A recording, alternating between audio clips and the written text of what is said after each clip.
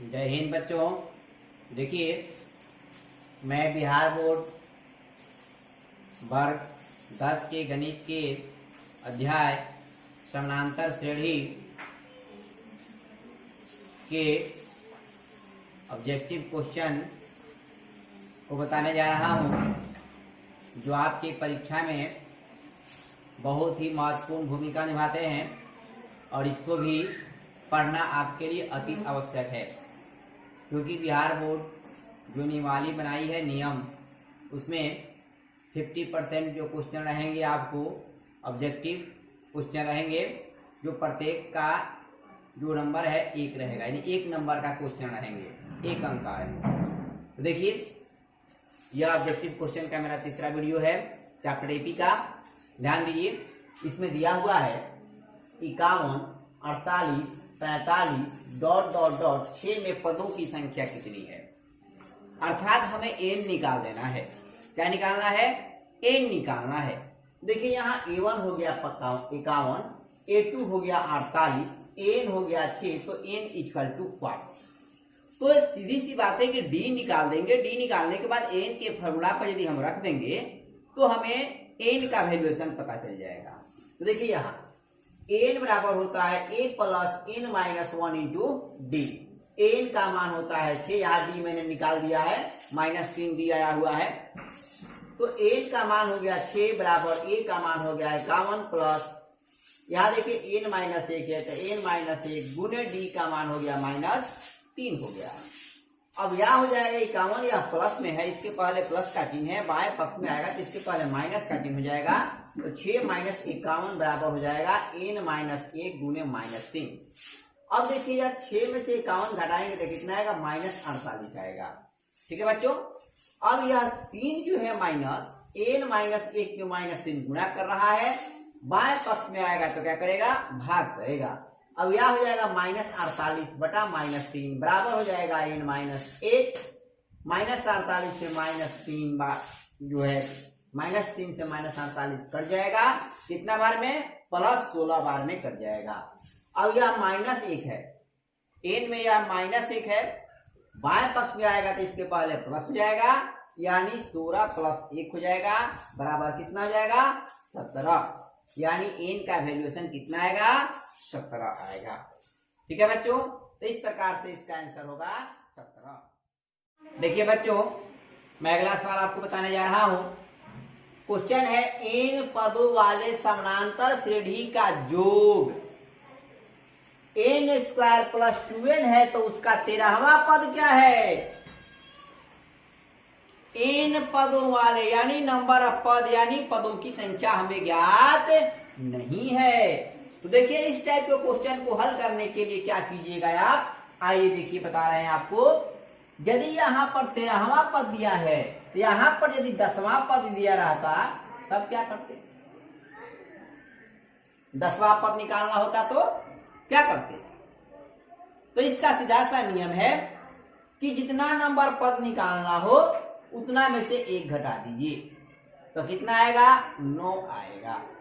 यहाँ जोगफल दिया हुआ है। क्या दिया है? जोग दिया है। तो जोग के लिए संकेत क्या होता है? एसएन होता है। होता है ना बच्चों? क्या होता है? एसएन होता है। तो 10 में से 1 घटाएंगे तो कितना आएगा? 9 आएगा, यानी S9 निकाल दीजिएगा। तो S9 निकालने के लिए क्या कीजिएगा? इसमें n का मान क्या रखिएगा? 9 रखिएगा। तो यहाँ हो जाएगा 9 का n² + 2n बराबर हो जाएगा 9 का स्क्वायर प्लस 2 गुणे 9 बराबर हो जाएगा 9 × 9 = 81 प्लस 9 × 2 = 18 बराबर 8 × 1 = 9, 8 × 1 = 9। कितना आया? 99 आ गया। उसी प्रकार फिर 10वां पद है, तो S10 भी निकालेंगे। तो S10 बराबर हो जाएगा n² + 2n। अब बताइए कि इसमें n का मान कितना रखेंगे? तो यहाँ देखिए 10 है ना, तो n का मान 10 रख देंगे। तो यहाँ हो जाएगा n का मान 10, तो 10 का स्क्वायर प्लस 2 गुने 10 बराबर हो जाएगा 10 × 9 = 100 प्लस 10 × 20 बराबर हो जाएगा 120। अब हमें क्या निकालना है? 10वां पद निकालना है, यानी A10 निकालना है। क्या निकालना है बच्चों? A10। अब लिख देंगे यहाँ A10 बराबर हो जाएगा आपका S10 माइनस S9, यानी S10 में से S9 घटा देंगे तो S10 आ गया 120 माइनस S9 आया है 99, बराबर हो जाएगा 10 में से 9 हो गया 1, यहाँ बच गया 1, 11 में से 2 हो गया 2, यानी 21 आएगा। S10 का वैल्यूशन कितना आएगा बच्चों? 21 आएगा। इसी प्रकार यदि यहाँ पर 8वां पद ज्ञात करना होगा तो क्या करेंगे? तो 8वां पद ज्ञात करना होगा तो यहाँ S कितना निकालेंगे? 8 में से 1 घटा देंगे तो S7 निकालेंगे। ठीक है बच्चों, n का मान कितना रखेंगे? 7 रखेंगे। क्या रखेंगे?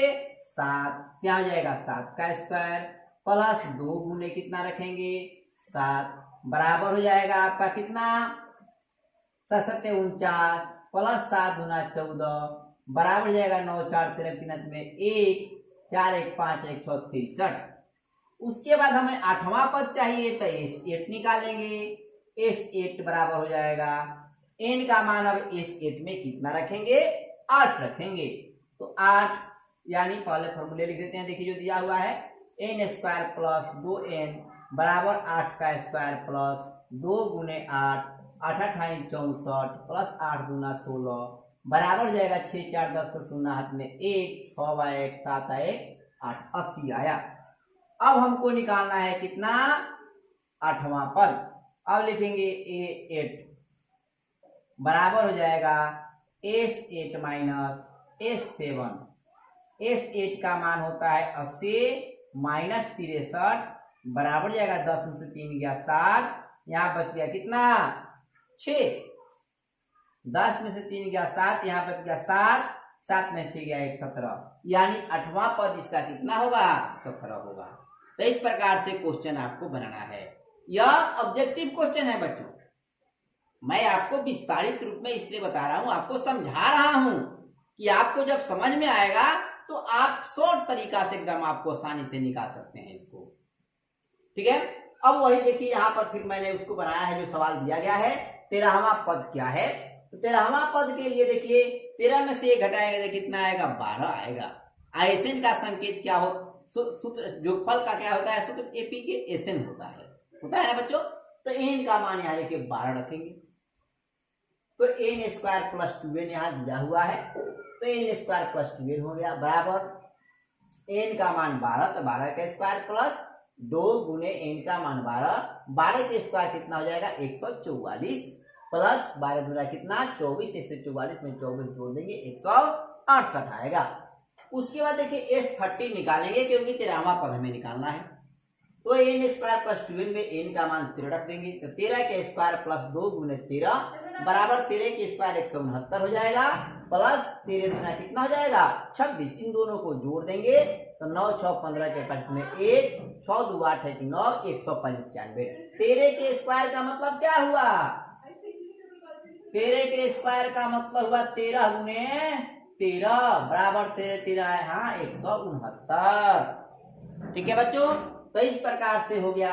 अब हमको निकालना है A13, तो A13 बराबर हो जाएगा S13 माइनस S12। तो S13 का मान आया है 195 यानी 195 और S12 का मान आया है 168 तो माइनस हो जाएगा 168। 195 में से 168 घटा देंगे तो 8 में से 5 घटाएंगे तो कितना आएगा?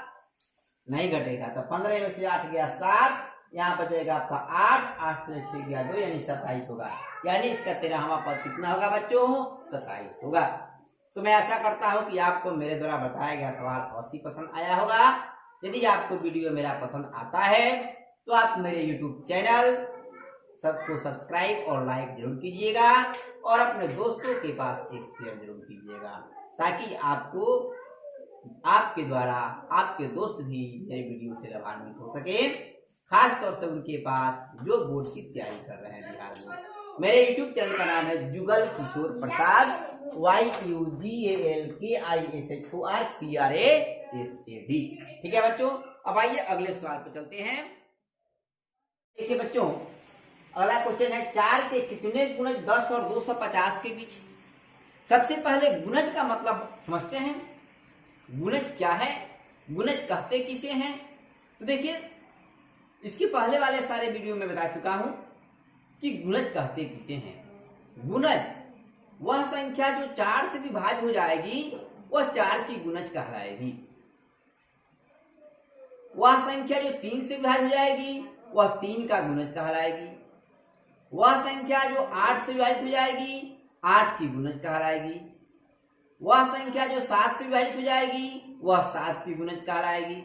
तो सीधी सी बात है कि 4 के कितने गुणज, 4 के प्रथम गुणज कौन होगा। देखिए तो 4 के प्रथम गुणज होगा आपका कितना, 1 के बाद करेंगे 4 के कितने गुणज 10 और 250 के बीच हैं। 10 और 250 के बीच की कह रहा है, कितने के बीच के, 10 और 250 के बीच का। तो 10 के जस्ट बाद 4 का कौन सा गुणज होगा, यानी 10 के बाद कौन ऐसी संख्या है जो 4 से विभाजित हो जाएगी। तो 10 तो होगी नहीं, 10 के बाद कितनी है 12, 4 तिया 12 होता है। तो पहली गुणज हो जाएगी, यानी एक ही बना लेंगे। तो पहली गुणज हो जाएगी 12, दूसरी होगी 4 तिया 12, 4 चौका 16, 4 पचे 20। उसके बाद लास्ट गुणज जो होगा 250 के बाद पहले कौन होगा अंतिम गुणज।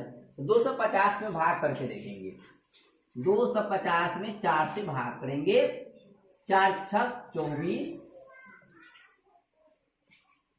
5 में से 4 गया 1 कट गया 0, 4 दूना 8, 10 में से 8 गया 2। अब यह शेषफल 2 बच रहा है। इसका मतलब है कि 250 में से 2 घटा देंगे, 250 माइनस 2 बराबर हो जाएगा 248। तो अंतिम गुणज जो होगी वह कौन होगी, 248 होगी, जो 4 से क्या होगे, विभाजित होगे। तो 10 और 250 के बीच के गुणज हो गए कौन, 12 से शुरू होता है और 248 अंतिम गुणज है। तो लिख देंगे यहां A1 बराबर 12, A2 बराबर 16, An बराबर कितना 248। हमें क्या निकालना है बच्चों, N इक्वल टू हुआ, क्या निकालना है, N निकालना है। तो N के फॉर्मूला पर रख देंगे। अब लिखेंगे N बराबर A प्लस N माइनस 1 गुने D। ध्यान दीजिए N का मान कितना आया हुआ है 248। तो यहां हो जाएगा 248 माइनस A का मान 12 बराबर हो जाएगा A का मान 12 प्लस N का मान नहीं मालूम है तो N माइनस 1, D का मान हो जाएगा कितना, यहाँ देखिए D निकाल देते हैं, 16 माइनस 12 बराबर हो जाएगा 4, क्योंकि 4 का गुणज निकालना है तो D 4 ही होगा। 7 का गुणज निकालना होगा तो D 7 होगा। 8 का गुणज निकालना होगा तो D 8 होगा, याद रखिएगा। तो यहाँ हो जाएगा आपका कितना, D का वैल्यूएशन 4। अब यहाँ हो जाएगा 248 माइनस 12 बराबर हो जाएगा N माइनस 1 गुने 4। अब यहाँ हो जाएगा 248 में से 12 घटा देंगे, 8 में से 2 गया 6, 4 में से 1 गया 3, 236। यह देखिए 4 इसमें गुना कर रहा है, बाएं पक्ष में आएगा तो भाग करेगा, बराबर हो जाएगा N माइनस 1। अब यह हो जाएगा 4 से 236 कट जाएगा, 4 पचे 20, 3 उतरा 4 नवा 36। यह देखिए माइनस 1 है, इधर आएगा तो प्लस 1 हो जाएगा, बराबर हो जाएगा N। 59 में 1 जोड़ देंगे 60 बराबर N। यानी 4 से विभाजित होने वाली अर्थात 4 के जो गुणज हैं 10 और 250 के बीच कुल गुणजों की संख्या कितनी है, 60 है। ये बच्चों 10 और 250 के बीच कुल गुणजों की संख्या कितनी है, 60 है। ठीक है बच्चों, तो इस प्रकार आपका सवाल हुआ अगला। अब देखिए अगला सवाल फिर, आइए देखिए बच्चों अगला सवाल दिया है कि यदि समानांतर श्रेणी का nवां पद 2n-1 हो तो प्रथम 20 पदों का योग ज्ञात करें।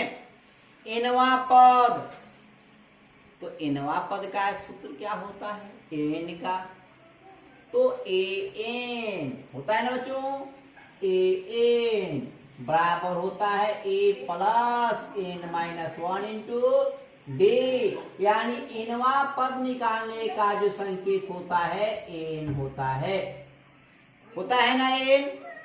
ठीक है बच्चों, तो आइए देखिए, आगे देखते हैं। यहां दिया हुआ है कि एनवा पर 2n माइनस 1 है, एनवा पर 2n माइनस 1 है। तो सबसे पहले इससे हम लोग एपी बनाएंगे। कैसे एपी बनाएंगे? इसके पहले वाले जस्ट सवाल में हम लोगों ने एन का मान जो है रखा था, उसी प्रकार से इसमें पहला पद जब निकालना हो तो एन का मान 1 रखेंगे, दूसरा पद जब निकालना हो a2 तो n का मान 2 रखेंगे, तीसरा पद जब निकालना हो तो n का मान 3 रखेंगे। तो हम सबसे पहले a निकालेंगे, a1।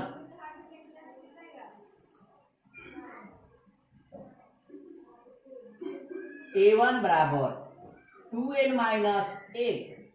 अब बताइए हमें n का मान इसमें कितना रखना है? तो यहां देखिए n होता है ना बच्चों, n की जगह पर देखिए क्या लिखा हुआ है, यहाँ 1 लिखा हुआ है। तो n का मान कितना रखेंगे? 1, यानी 1।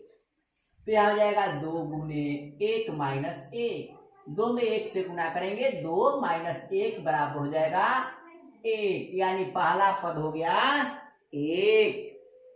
अब a2 निकाल देंगे, a2 बराबर 2n माइनस 1। ठीक है, अब देखिए 2n माइनस 1, तो यहाँ 2 है, इसका मतलब n का मान हमें कितना रखना है? 2 रखना है। तो यहाँ हो जाएगा 2 गुने 2 माइनस 1 बराबर 2 दूना 4 माइनस 1 बराबर 3। a3 निकाल देंगे, 2n माइनस 1 बराबर 2 गुने n का मान कितना रखेंगे बच्चों? 3 रखेंगे। तो 3 माइनस 1 बराबर 3 गुना 6 माइनस 1 बराबर हो गया 5। यह एपी बन गया। अब लिख देंगे एपी,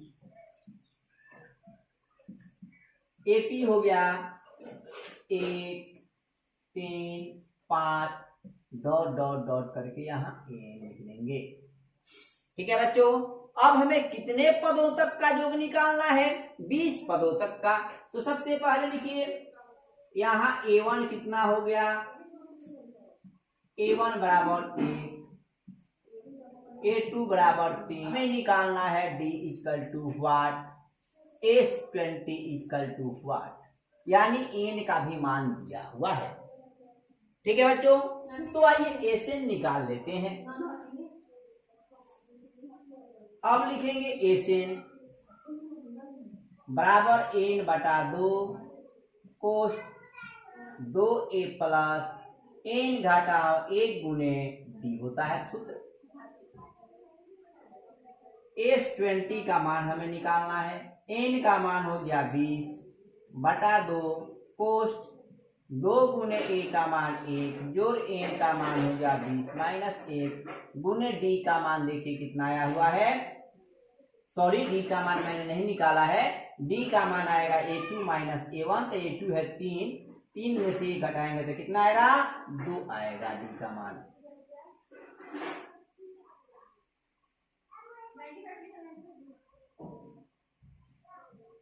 अब आइए यहां चलते हैं, 10 को 2 से काटेंगे तो कितना आएगा बच्चों? सॉरी, 20 को 2 से काटेंगे तो कितना आएगा? 10 आएगा। अब यह हो जाएगा, अब बराबर हो जाएगा कितना? 10 कोस 2 में 1 से गुना करेंगे कितना आएगा? 2 जोड़ 20 में से 1 घटाएंगे तो कितना आएगा? 19 गुने कितना? 2 बराबर हो जाएगा 10 कोस 2 प्लस 19 गुना 38 बराबर हो जाएगा 10 गुने 38 में 2 जोड़ देंगे 40, 40 दहा 400 हो जाएगा। यानी इस एपी के प्रथम 20 पदों का योगफल कितना होगा? 400 होगा बच्चों। इसका आंसर हो जाएगा 400। देखिए बच्चों, अगला सवाल है 101 और 999 के बीच कितनी सॉरी कितनी सम संख्याएं हैं। यहाँ क्वेश्चन है कितनी सम संख्याएं हैं, कितनी सम संख्याएं हैं। ठीक है बच्चों, तो देखिए आगे, तो सम संख्या किसे कहते हैं, सबसे पहले इसके बारे में जानिए।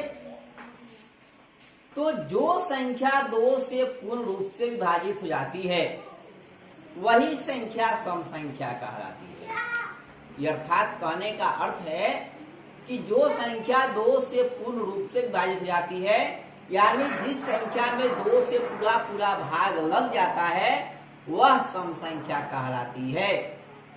ठीक है, या इस प्रकार से कह सकते हैं, जिस संख्या के अंत में 0, 2, 4, 6 या 8 में से कोई भी एक संख्या हो तो वह संख्या सम संख्या होती है। ठीक है, जैसे 4 सम संख्या है, 14, तो 14 के अंत में क्या है, 4 है, तो यह सम संख्या है। 108, 108 के अंत में क्या है, 8 है, तो यह सम संख्या है। 120 के अंत में क्या है, 0 है, तो यह भी सम संख्या है। 1,05,26 इसके अंत में क्या है, 6 है, तो 1,05,26 भी सम संख्या है। अर्थात कहने का अर्थ है, इसको दो प्रकार से हम समझ सकते हैं।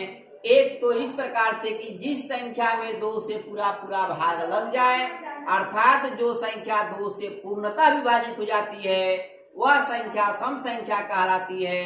या इस प्रकार से कह सकते हैं, जिस संख्या के अंत में 0, 2, 4, 6 या 8 में से कोई भी एक संख्या हो तो वह संख्या सम संख्या होती है। तो आइए देखिए, यहाँ 101 और 999 के बीच कितनी सम संख्याएं हैं। तो सबसे पहले तो यहाँ एपी हम एक निकालेंगे, तब ना हमें पता चलेगा कि कितनी सम संख्याएं हैं। तो आइए देखिए, 101 के बाद जस्ट कौन ऐसी संख्या है जो सम होगी, तो जिसके अंत में अभी आपको बताया है कि 0 हो,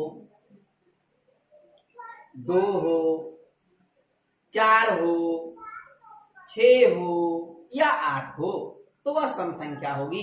अब आइए देखते हैं, जो 101 दिया हुआ है, तो 101 के अंत में क्या है, 1 है, तो यह 101 तो सम संख्या होगी नहीं। अब इसके आगे बढ़ते हैं हम, 101 के बाद जस्ट कौन संख्या होती है, तो 101 के बाद जस्ट 102 होती है। देखिए इसके अंत में क्या है, 2 है, तो इसका मतलब है कि पहली 101 के बाद जो है सम संख्या कौन होगी, 102 होगी। तो यहाँ हो जाएगा एपी 102। अब इसमें 2 जोड़ते जाइए, 104, ठीक है, डॉट डॉट लगा दीजिए। अब देखिए यहाँ 999, इसके अंत में क्या है, 9 है, जो सम संख्या नहीं है। तो जस्ट 999 के पहले देखेंगे जिसके अंत में 8 होना चाहिए, वही होगी क्या, सम संख्या। तो 999 के जस्ट पहले होता है 998, तो 998 जो होगा लास्ट संख्या होगी, जो सम संख्या है, जो 101 और 999 के बीच की है। यह एपी बन गया। अब हमें क्या निकालना है, डी निकालना है। डी बराबर हो जाएगा A2 माइनस A1। A2 हो गया 104 माइनस A1 हो गया 102, बराबर हो जाएगा कितना, 2। ठीक है, अब हमें देखिए n निकालना है। n यहाँ दिया हुआ है, देखिए n का वैल्यूएशन है 900 कितना, 98। हमें क्या ज्ञात करना है बच्चों, n ज्ञात करना है। n का वैल्यूएशन ज्ञात करने के लिए हमें n के फॉर्मूला की जरूरत पड़ेगी, यानी n के फॉर्मूला पर हम रखेंगे। आइए n के फॉर्मूला पर रखते हैं। अब लिखेंगे n बराबर a प्लस n माइनस 1 गुने d। अब यह हो जाएगा n का मान 998 बराबर a का मान है 102 प्लस n माइनस 1 गुने d का मान आया है 2। अब यह हो जाएगा 998, यह प्लस 102 है, बाएं पक्ष में आएगा तो -102 हो जाएगा, बराबर हो जाएगा n - 1 गुने 2। अब यह हो जाएगा 998 में से 102 को घटा देंगे, 8 में से 2 घटेगा कितना आएगा 6, यहां बच गया कितना 9 में से 1 गया 896। अब देखिए बच्चों n-1 में यह 2 जो है क्या कर रहा है, यानी 2 का क्या संबंध है इसके साथ, तो n-1 में 2 का क्या संबंध है, तो यहां गुणा का संबंध है। तो जब गुणा का संबंध है तो इसका जब बाएं पक्ष में आएगा तो इसका संबंध बदल जाएगा, यानी इसका संबंध क्या हो जाएगा, उलट जाएगा, यानी यह भाग करने लगेगा। जैसे मान लेते हैं कि पहले बहू थी, अब बहू से क्या बन गई, सास बन गई, पलट गई, तो यह समय की बात है। तो देखिए यहाँ 2 गुना कर रहा है तो बाएं पक्ष में आएगा तो क्या करेगा, अब भाग करेगा, तो यहाँ हो जाएगा 896 बटा 2 बराबर हो जाएगा n-1।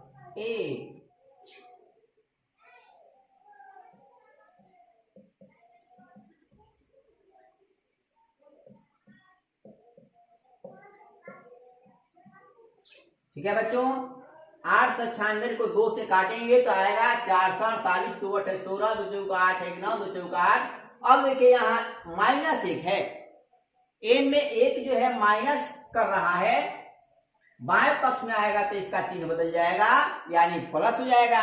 जैसे अभी आपको मैंने बताया कि पहले वह बहू थी, तब क्या बन जाएगी, सास बन जाएगी।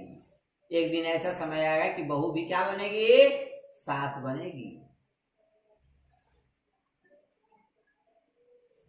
इसलिए यह दुनिया जो है बदलती रहती है, उसी प्रकार यहाँ चिन्ह भी बदलेगा। जब इसका पक्ष बदलेगा तो उसका चिन्ह भी क्या हो जाएगा, बदल जाएगा। इसलिए इनका मान कितना होगा, 449 होगा। यानी कहने का अर्थ है कि 101 और 999 के बीच कितनी सम संख्याएं हैं, तो इसका उत्तर होगा 101 और 999 के बीच 449 सम संख्याएं हैं। ठीक है बच्चों, अब आगे बढ़ते हैं अगले क्वेश्चन पर।